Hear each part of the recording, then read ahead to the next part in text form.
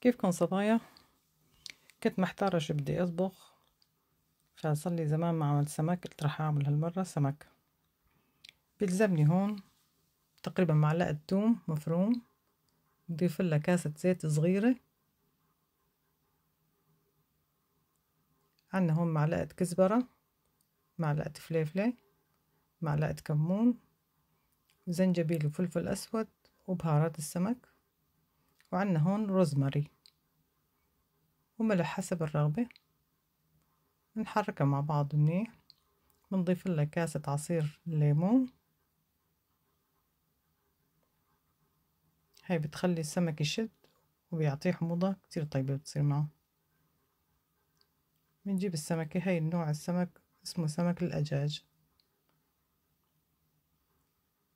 بتبلها بهي التبلة اللي عملتها هلا، بحاول ادخلها لجوا محل التشققات اللي عملتها،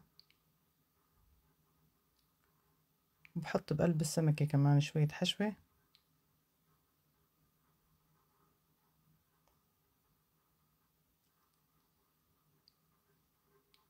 جبت نوعين من السمك، في السمك التاني سمك الألاسكا كمان تبلته بنفس الطريقة،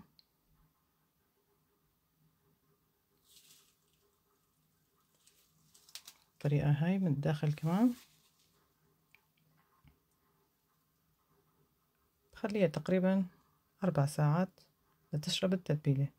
هون جهزت صينية الفرن، حطيت لها بصل وجزر وشرائح الليمون، بصفيها السمك وبحط الصوص اللي طلع منه، وبحط شرائح الليمون جوا التشققات اللي سويتها،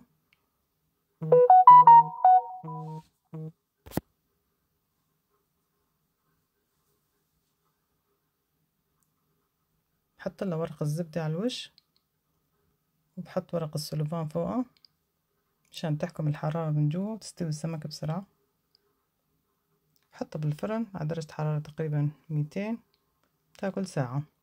عنا هون رح سوي الطراطور اللي بيتاكل جنب السمك، عبارة عن 4 معالق طحينة، معلقة توم مهروس، معلقة بقدونس، وكاسة عصير الليمون، وبضيف لها شوية مي إذا كانت سميكة، وبحط لها ملح طبعا. هاي كتير طيبة بتتقدم جنب السمك.